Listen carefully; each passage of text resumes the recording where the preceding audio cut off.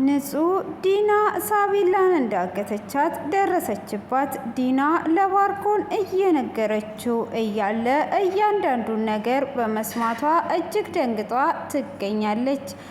ዶክተር እርብቃም ኤፍሬም ጋር በድጋሚ በመሄድ ዲናን አስፈራርተሃት ሳቢላን እንድትለቅ እንድታደርግልኝ እፈልጋለሁ በማለትም ኤፍሬምም ደውሎ ሳቢላን ቶሎ የማትለቋት ከሆነ ቪዲዮን ለፖሊስ እሰጣለሁ እያላቸው ይገኛል። ሆኖም ዲናና ባርኮን እንግዲህ አሁን አንድ ላይ በመገናኘት ተንኮል የማያልቃቸው ሌላ አዲስ እቅድ ይዘው መጥተዋል። እሱም እቅድ ምን እንደሆነ የምነግራችሁ ይሆናል። እስከ መጨረሻ ተከታተሉት። በባለፈው ክፍል ላይ እንግዲህ ባርኮን ከእስር ቤት ተፈቶ ገና በር ላይ ደርሶ ይህን ፍቅር መጥቼልሻለሁ በማለትም ውዴ መጣህልኝ ወይ ብላ እየሮጠች እየወጣች ነበር ክፍሉ የተጠናቀቀው። ሆኖም እየሮጠች እንደወጣች እሱም ሰላም ካላት በኋላ እንደናፈቃት እየነገራት ነበረ። ሆኖም እጅግ በጣም በመደሰት እንኳን መጣህልኝ፣ በጣም ነበር የናፈከኝ፣ እኔ ከመናፈቅም አልፈሽ እርበሽኛል እያላት እንግዲህ ለምንድን ነው እንደዚህ የተቀየርሽብኝ? ብትቀየሪብኝም እኔ መጥቻለሁ ብሎ ይላታል። ነግሬክ የለ ወይ ሳቤላ ስለጠፋች በሳቤላ የተነሳ አብርሃም እጅግ ተጨንቋል። ስለዛ በዛን ሰዓት ደግሞ ባርኮን ተፈቷል ብዬ እንዴት ብዬ ልንገራቸው? ለዛ ብዬ ነው እንደ ሴት ያወራውክ ብላ ትለዋለች። አንድ የደበቅሽኝ ነገር ይኖራል። ምንድነው የደበቅሽኝ? ይህንን ነገር ንገሪኝ ብሎ ይላታል። ከኔ የደበቅሹ ነገር ምንድን ነው በማለትም ሲጠይቃት እሷም አንተ ትጨነቃለህ ብዬ ነው እንጂ የደበቅኩ ነገር አለ በማለት እየሳቁ ሳለ ንጹህ ድንገት ድምፅ ትሰማለች። ይሄ የምን ድምፅ ነው የሚሰማኝ በማለት እሷም ወደ ታይ ጠጋ ትላለች። ሆኖም እነሱ ማታ ስለሆነ ማንም ሰው የለም በማለት እንግዲህ እያወሩ ነበር። ምንድን ነው እሱ ንገሪኝ፣ የኔ ፍቅር ከኔ ምንም ነገር እንዳትደብቂ ብሎ ይላታል። ዲናም እንግዲህ እኔ ሳቤላን እኔ ነኝ ያሳገትኳት በማለት ትለዋለች። እንዴት እንደዛ ታደርጊያለሽ? ነገሮችን ሁሉ አበላሸሽ። ለምንድን ነው ያሳገትሻት ብሎ ሲላትም ኤፍሬም በጠየቃት ብር ኤፍሬምን ያንን ብር ደግሞ ካልሰጠችው እሱ እስር ቤት እንደሚበሰብስ ስለምታቅ የሰራው ወንጀል ከባድ ስለሆነ ለአንተ ብዬ ነው ያንን ቪዲዮ ለፖሊስ አሳልፎ ከሰጠ አንተ እስር ቤት ትበሰብሳለ። ስለዚህ ምንም አማራጭ ስለሌለኝ ነው ሳቤላን ራሴ ያገትኳት ብላ ትለዋለች። እንዴት እንደዛ ታደርጊያለሽ? አሁን እኮ ያሰብነው ሁሉ አይሳካልንም፣ ተበላሽቷል ብሎ ይላታል። እኔ ኤፍሬም ከጠየቀው ብር እጥፍ አድርጌ ነው እኔ ጀግና ሚስት እየጠየቅኩት። ስለዚህ ለሱም ብሩን እንሰጠውና ለእኛም ግማሽ ብሩ ይተርፍልናል ብላ ትለዋለች። አየክ አይደል በጣም ደስ ይላል ብላ ስትለውም እሺ ግን እንዴት አድርገሽ አሳመንሹ ብሎ ይላታል። እሷም እኔ ያሳመንኩት አሳግቼ ከመጣው በኋላ እንደተለመደው አስመስዬ ነው ብላ ትለዋለች። እሱም እንዴት አድርገሽ ብሎ ሲላትም እንዴትስ ሊያምንሽ ቻለ በማለት ሲጠይቃት አንዳንድ ጥያቄዎች እየጠየቀኝ ነበረ። ሆኖም በሚጠይቀኝ ሰዓት እኔ በንዴት ተናገርኩት። እሱም በዛን ሰዓት ሊያምነኝም ባይችልም እኔ ይሄው እጅን ቆረጥኩኝ። እኔ የማልታመንበት ቤት ውስጥ መኖር አልፈልግም በማለት እጅን ስቆርጥ እሱም አመነኝ ብላ ትለዋለች። ሆኖም እንዴት እንደዛ ታደርጊያለሽ? እኔ እንድትጎጂ አልፈልግም። እንዴት በዛ ላይ እንደዚህ ታደርጊያለሽ ብሎ ሲላትም እኔ ሚስትክ እኮ እኔ ጀግና ሚስት ነኝ፣ ተጠንቅቄ ነው ይሄንን ነገር ያደረግኩት ምንም ነገር ከላይ እንጂ ቆረጥኩት ለማስመሰል ራሴን ልጎዳ አልነበረም ብላ ትለዋለች። አሀ እንደዛ ነው እንዴ? እንደዛ ከሆነ አሪፍ ነው እያላት እንግዲህ እያወራት እያለ ይሄንን ሁሉ ነገር ንጹህ እየሰማች ነበር። እሷም እንግዲህ ዲና ሳቤላን እንዳገተቻት ስታውቅ እጅግ ነበር የደነገጠችው። ምን እየተከሰተ ነው ያለው ብላ እንግዲህ ብሩንም ኤፍሬም እንደጠየቃትና ለዛ ሳቤላን እንዳገተቻት ያለውን እነሱ ያወሩትን ሁሉ ትሰማለች። እሷም እንግዲህ ያንን እየሰማች ሆኖም ባርኮን ሊስማ ሲል አይ ሰው ሊመጣ ይችላል የሆነ ድምፅ ሰምቻለሁ ብላ እንግዲህ ምንድነው ያለው ድምፅ በማለት ስትፈልግም ምንም አይነት ሰው የለም። እሱም እንግዲህ ከእንደገና አንቺ ፈርተሽ ነው እንጂ ምንም አይነት ነገር የለም ብሎ ሊስማ ሲል እሷም ፊቷን እንደተጠየፈው ሰው አድርጓ እጅግ በጣም እየፈራች ዞር እያለች እያየች ነበር። ሆኖም እንግዲህ አሁን እዚህ በፍጹም አይቻልም፣ እርግጠኛ ነኝ የሆነ ሰውማ ሰምቶናል፣ ስለዚህ ይሄንን ነገር መጠንቀቅ አለብን ብላ ትለዋለች። አንቺ ሁል ጊዜ ምክንያት ሰበብ ትፈልጊያለሽ፣ እኔን አፍቀሽኝ ነው የመጣሁት ብሎ ቢላትም እሷም እንግዲህ የሆነ ነገር ስለሰማች እምቢ ትለዋለች። እሱም እጅግ በጣም በመናደድ ጥሏት ይሄዳል። በይ አሁን ወደዛ ወደ ባልሽ መሄድ ትችያለሽ፣ አንቺ ሁል ጊዜ ምክንያትና ሰበብ እየፈለግሽ ነው በማለት እጅግ ስሜታዊ በመሆን ትቷት ይሄዳል።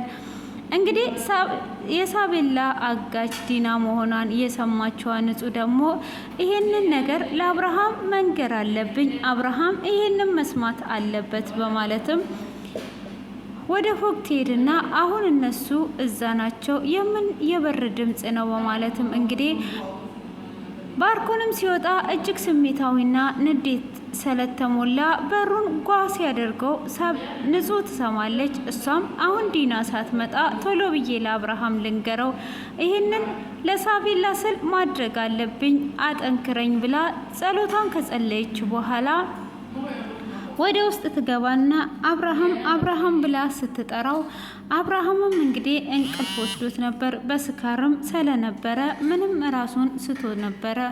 ሆኖም እጅግ በጣም በመናደድና ስሜታዊ በመሆን ስለተኛ ምንም እየሰማት አልነበረም። እንግዲህ ንጹም የሳቤላ አጋች ዲና እንደሆነች እየነገረችው ነበር። ስታየው ምንም እየሰማት አልነበረ። ወይኔ ይሄ ሁሉ ወሬ አውርቼ አልሰማኝም በማለት እንግዲህ ትቀሰቅሰዋለች። እንግዲህ ዲና ማን ይሆን የሰማን? የሆነ ሰውማ ሰምቶናል፣ ወይን ርብቃ ወይንች ቁራጭ ንጹህ የምትባለዋ ብላ እሷም ወደ ውስጥ ስትገባ እንግዲህ አብርሃምን ቀስቅሰው ንጹህ ልክ ልትነግረው ስትል የሆነ ነገር ልነግር ነው በማለት ከቀሰቀሰችው በኋላ እሷ በሩን ከፍታ ትገባለች። እሷም እንግዲህ እሷን ስታይ የሆነ ነገር ልጠይቅ ነበር፣ ሰዎቹን እንዴት አወቁብህ? እንዴት ነቁብህ? አንተ ከዛ ሳቤላን ልታመጣ ስትሄድ ብላ ትጠይቅና ለዚህ ነው የቀሰቀሽኝ ብሎ ይላታል። ይቅርታ ብላ ትጠይቅና ይቅርታ ከጠየቀች በኋላ ትወጣለች። ሆኖም ከወጣች በኋላ ወደ ዶክተር ርብቃ ጋር ነበር የሄደችው። ያሰማችውን ሁሉ ትነግራታለች። ካዲያ አሁን እንዴት ማድረግ አለብን በማለትም ስትመክራት አሁን ማድረግ ያለብን እኔ ለአብርሃም ልነግረው ነበር የሄድኩት፣ ዲና ደረሰችብኝና ቀረ። ስለዚህ አሁን ያ ቪዲዮ እሱ ጋር እስካለ ድረስ ሳቤላ እንዲለቋት፣ ሳቤላን ደግሞ የማይለቋት ከሆነ ቪዲዮን እንደሚለቀው ይንገራቸው። ይህንን አድርገን ንጹሐን ሳቤላ ማትረፍ እንችላለን ብላ ትላታለች። ዶክተር ርብቃም ይሄ ምርጥ ሀሳብ ነው በማለት በዛ ሀሳብ ተስማማና ኤፍሬምን ለማናገር ታስባለች። ለሳቤላ ስል ይሄንን ነገር ማድረግ አለብኝ ብላ ትወስናለች። ሆኖም ዶክተር ርብቃም ኤፍሬምን ትቀጥረውና ትሄዳለች። እንግዲህ ንጹህ አሁንም ከሷ ክላስ ስትወጣ ዲና እጠብቃትና እንቅ አድርጓ ይዛ ምንድነው እየሰማሹ? ምን እያደረግሽ ነው ያለሽው አንቺ ቁራጭ ብላ ትላታለች። እኔ ምንም አልሰማውም ብላ ስትላት እኔን እንደ ሌላው መሸወድ አትችም፣ ስለዚህ እዚሁ ጋር ሲጥ ሳላደርግሽ እንድትናገሪኝ እፈልጋለሁ ብላ ትላታለች። እሷ ምንም አላደረግኩም ብትላትም ለተወሰነ ሰዓት ስታንቃት እኔ ስለ እርብቃ ልነግረው ነበር ብላ ትላታለች። እርብቃም እጅግ ከፍቷታል። ፍቅረኛዋ ከማይሆን ሰው ጋር ነው የጀመረው ብላለች። ምን እንደሆነ አላቅም ብላ ስትላትም አሀ ዶክተርም ሰምታለች፣ ይሄንን ነገር አርፏ ብትቀመጥ ይሻላል በማለት እንግዲህ እሷ ሀሳቧን ትሰርቃታለች። ሆኖም ንጹህ በዚህ ሰዓት አንቺም አስመሳይና ውሸተኛ እንደሆንሽ እኔም እንደዚህ አድርጌ እኔም ማን እንደሆንኩ አሳይሻለሁ እያለች እንግዲህ እሷም በሀሳብ በተሰመጠችበት ንጹህ ለብቻዋ እያወራች ነበር። ምነው ዲና የምታውቂው ነገር አለ ወይ ብላ ስትላትም በይ አሁን አንቺ ዞር በይ በማለት እንግዲህ ትተዋታለች። ሆኖም እንግዲህ ባርኮን ለዲና ይደውልላትና ዲናም ትሄዳለች። ንጹም እንግዲህ እንደተለመደው ትከታተላታለች። ባርኮንንም ታገኘውና ልስሞ ስትል አንቺ የሰው አይነት ትፈሪያለሽ አይደል? ሰው አለ ብሎ ይላታል። እሱም እንግዲህ እንደዛ በሚላት ሰዓት አንተ ደግሞ አሁንም እዚህ እንትላለ፣ አይ መጠንቀቅ አለብን አንቺ እንደምትፈሪው ብሎ ይላታል። እሷም እንግዲህ ምንድነው ሁል ጊዜ የሚያቃጥለኝ ነገር ብቻ ነው እንዴ የሚከሰተው እያለች እየተናደደች እያለ ዶክተር ርብቃ እንግዲህ ኤፍሬምን አግኝቷ ነበር። እሱም ካገኛት በኋላ እነው የኔ ፍቅር በእኔ ሰበብ ነው አይደል እንደዚህ የሆንሽው፣ ፊትሽ ሁሉ እንደዚህ እየተቀየረው እያላት አሁን አንድ ነገር እንድታደርግልኝ ነው የምፈልገው ብሎ ይላታል ብላ ትለዋለች። እኔ ሳቤላን እኮ አላገጥኳትም በማለትም ሲላት አንተ እንዳላገጥካት ደርሼበታለሁ፣ ያገተቻት ዲና ናት፣ ግን ሆኖም በአንተ የተነሳ ነው ብላ ትለዋለች። እሱም ታዲያ ምንድን ነው እሺ በማለትም ሲጠይቃት አሁን እንድታደርግልኝ የምፈልገው ያገተችው ዲና ናት፣ ዲናን ታስፈራራትና እሷ ሳቤላን እንድትረቅ ታደርጋለ ብላ ትለዋለች። እኔ የምልህን ነገር ታደርግልኛለ ብላ ስትለውም አንቺ የፈለግሽውን ነገር ጠይቅኝ፣ እኔ ሁሉንም ነገር አደርግልሻለሁ ብሎ ይላታል። እሺ ብሎ ስትለውም አሁን ደውልላትና ሳቤላን የማትለቅ ከሆነ ቪዲዮን እንደምትለቀው ሆኖም ለፖሊስ አሳልፈ እንደምትሰጥና ደግሞ ብሩን እንደማትፈልግ ንገራት ብላ ትለዋለች። እንግዲህ እሱም ይደውልላታል። ሲደውልላት እጅግ ትደነግጥና ታይና ከባርኮን ጋር ስለነበረች ኤፍሬም ነው ምን ልበለው ብላ ስትልም እሱም ምንም አትፍሪ አውሪ ይላታል። እሷንም እንግዲህ እንደዛ ብሎ ሲላት ሳቤላን ማገታችንን ደረሰበት ብላ ትለዋለች።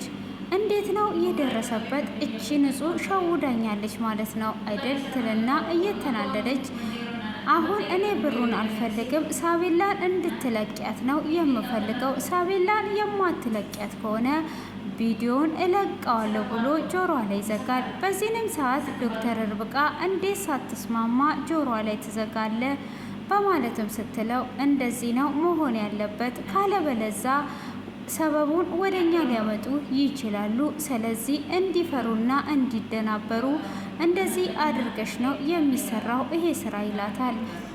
እና ደግሞም አንድ እድል እንድትሰጠው ይጠይቃታል። ነገሮችን ሁሉ አስተካክላለሁ፣ ስለዚህ እዚህ ነገር ውስጥም የገባሁት ለአንቺ ብዬ ነው፣ የአንቺን ብር ልከፍል ብሎ ይላታል። የኔም ብርማ ብታቅ ኖሮ በቁማር አትጨርስም ነበር፣ አጭበርብረክና የሰው ገንዘብ ወስደህ ሳይሆን ለእኔ የምትከፍለው የራሴን ገንዘብ ነበር ብላ ትለዋለች። እንግዲህ እንደዛ ካለችውም በኋላ አሁንም እጅግ በጣም ስሜታዊና በመናደድ እኔን ሲጀመር ገለህኛል፣ ምንም አይነት እድል የለህም ብላው ጥላው ትሄዳለች። ሆኖም እንግዲህ ዲና እኔ የጠራውሽ ለትልቅ ነገር ነው ብሎ ይላታል ባርኮን። እሷም ምንድነው ለምንድነው እየጠራኸኝ ብላ ስትልም አዲስ እቅድ ይዤ መጥቻለሁ ነይ ላሳይሽ በማለት ይላታል። በዚህንም ሰዓት እንግዲህ ንጹህ እየተከታተለቻቸው ነበረ። ምን እያደረጋችሁ ነው? ምንድነው ደግሞ ያቀዳችሁት? እያለች እንግዲህ እየተከታተለቻቸው እነሱም ይዞ ወደ መጣው ሰው ሊያስተዋውቃት ይሄዳል። ምንድነው ይህስ ማን ነው? አንተ መጀመሪያ እኮ ተመካክረን መወሰን አለብን እንጂ ዝም ብለን ነው እንዴ? አሳውቀኝ ብላ ትላለች። ይሄ ሰውን ማሳመን የተካነበት ጎበዝ ነው። ስለዚህ ይህንን ሰውዬ እንዳራጣ አበዳሪ እናደርገዋለን። አሁን እሱንም እንግዲህ በሳቤላ በማስፈራራት ብር እንዲበደር ካራጣ ታደርጊዋለሽ። ከዛም በኋላ እሱ ብር እንዲበደር እንደተጨነቀ እንዳዘነ ሰው እየሆንሽ ብር ተበድሮ ሳቤላን እንዳስፈታት ታደርጊያለሽ። ሆኖም እንግዲህ ያንን ደግሞ ከዚህኛው እንዲበደር ታደርጊያለሽ። እኔ ደግሞ ብር ከሌላ ሰው አምጥቼ ለሱ ሰጠዋለሁ። አብርሃምም ካርታና ፕላኑን ለዚህ ሰውዬ ይሰጠዋል ብሎ ይላታል። ካዲያ ምን ተጠቀምን እኛ ብሩን ለሱ ከሰጠን ምንስ የምንጠቀመው ነገር አለ በማለት ስትጠይቀው አብርሃም ብሩን ተበድሮ ወደ ቤት እየተመለሰ እያለ እኔ ብሩን እሰርቀዋለሁ። ከዛም በኋላ ደግሞ ካርታና ፕላኑን ለሱ ከሰጠው የቤቱን ባለቤት ሆንን፣ ብሩንም ወሰድን ማለት ነው። ነገሮች ሁሉ ተሳኩልን። ከዛን የኤፍሬምን ነገር ደግሞ ብሩን እንሰጠውና እንገላገላለን፣ ሁሉን ነገር ጨረስን ማለት ነው ብሎ ይላታል። የኔ ጀግና ባል፣ እኔ እኮ ለዚህ ነው የምወድ የኔ ፍቅር ብላ ትለዋለች። እሱም እሺ በቃ እኔ ላስተዋውቅሽ ብሎ ወስዶ ያስተዋውቃታል። ሆኖም በዚህንም ሰዓት እንግዲህ ንጹህ እየተከታተለችው ነበር። ምን ሊያደርግ ነው? እንዴት ሊሆን ነው? እያለች እየተከታተለችው ትገኛለች። ሆኖም እንግዲህ እሷ እየተከታተለቻቸው መሆናቸውን ምንም ነገር አያውቁም። ሆኖም ከሰውየው ጋራ ያለውን ነገር አውርተው ይጨርሳሉ። እሱም አውርተው ከጨረሱ በኋላ ያንን የሚያወሩትን ወሬ ግን ንጹህ ለመስማት አልቻለችም። ርቀት ስለነበረው ምን እየተፈጠረ እንደሆነ ልሰማ በፍጹም ስላልቻለች እሷም እንግዲህ አሁን እናንተ ምን ታደርጉልኛላችሁ? ስለዚህ ይሄን ሰው ተከታትዬ ማንና ምን እንደሆነ ምን እንዳቀዳችሁ እደርስበታለሁ። ሁሉንም ነገር በፍጹም እንደዚህ አልተውም በማለት እንግዲህ እነሱ ከሱ ጋር ተሰነባብተው በደስታ እንግዲህ ሁሉንም ነገር እንጨርሳለን፣ ቤቱንም የራሳችን እናደርጋለን፣ ብሩንም የራሳችን እናደርጋለን። አብርሃም እንግዲህ ለልጁ ሲል የማያደርገው ነገር የለም በማለት በመወሰን ይለያያሉ። ሆኖም ንጹህ እንግዲህ ሰውየውን ትከታተለዋለች። ስትከታተለው እስከ ቤቱ ድረስ ነበር የሄደችው። ስታየውም እሱ የሚኖረው ምንም አይነት ኮሳሳ የሆነ ቤት ውስጥ ነበረ። ሆኖም እንግዲህ ዶክተር ርብቃም በዛ አይነት ውሳኔ ከኤፍሬም ጋር ተለያይታለች። ቁልጭም እንግዲህ ዲቦራ ያለችውን ነገር እያሰበና እያሰላሰለ ይገኛል። አንቺ እንዴት ነው እንደዚህ የምታደርጊኝ ብሎ ያላትን ጊዜ እሷም ከመጀመሪያ ጀምሮ እንደምታፈቅረውና የእሱ ደስታ እንደሚያስደስታት የእሱ ሐዘን ደግሞ እንደሚያሳዝናት የነገረችውን ሁሉ እያሰበና እያሰላሰለ ይገኛል። እንግዲህ አሁን ላይ ቁልጭ በዲቦራ ፍቅር ልያዝ እያሰበ ይመስላል። ግራ ተጋብቶ ይገኛል ማለት ነው። ሆኖም እሱ ያንን እያሰበ እያለ ንጹህ ድንገት ትገባበታለች። እሷም ቁልጭ ይቅርታ አድርግልኝ፣ የፈለግከውን በልና ስደበኝ፣ ራስ ወዳጅ ራስሽን ነው የምትፈልጊው፣ እንደፈለግክ አድርገ ስደበኝ፣ ግን ከአንተ ውጪ እኔን የሚረዳኝ ሰው የለም በማለት ትለዋለች። እሷም እንደዛ በምትለው ሰዓት እንዴት ነው እንደዛ የምትለው በማለት ዝም ብሎ እየሰማት ነበር። እና እንድትረዳኝ እፈልጋለሁ፣ ካንተ ውጪ የሚረዳኝ ማንም የለም ብላ እያለችው እሱ መጀመሪያ ስለ ዲቦራ እያሰበ ስለነበረ ምንም ነገር አልመሰለውም። ሆኖም እንግዲህ ጉሬ ይመጣል። አንቺ እኔሳ ብሎ ሲላትም አንተማ ከኔ ጋራ ነህ በማለትም ትናገረዋለች። እንግዲህ በዚህ ሰዓት ቁልጭም የቅናት መንፈስ ሳይሰማ አይቀርም። አየት ያደርግና አሁን እንግዲህ ያንን ሰውዬ ስለተከታተለችው ስለዛ ሰው ለማወቅም ነው ይመስለኛል እንዲረዳት እየፈለገችው። ሆኖም ጉሬ እንግዲህ ይኸው እናተነስ አሁን በዚህ እናጠራርገዋለን በማለት ቆንጆ ጠረባ የሚመስል ፍልጥ የሚመስል እንጨት ይዞ ይገኛል ማለት ነው።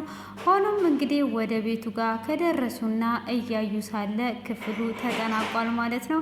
እንግዲህ ንጹህ ሁሉንም ነገር እያንዳንዱን ነገር እየደረሰችበትና ሳቢላንም ልታተርፋት ዳር ላይ ደርሳለች። በባለፈው ክፍል ላይ እንግዲህ ግምታችሁን አስቀምጡ ብያችሁ ማን ቀድሞ ይደርስበታል ዲና ማገቷን ብዬ ነበረ። እኔ እንደገመትኩት ንጹህ ደርሳበታለች።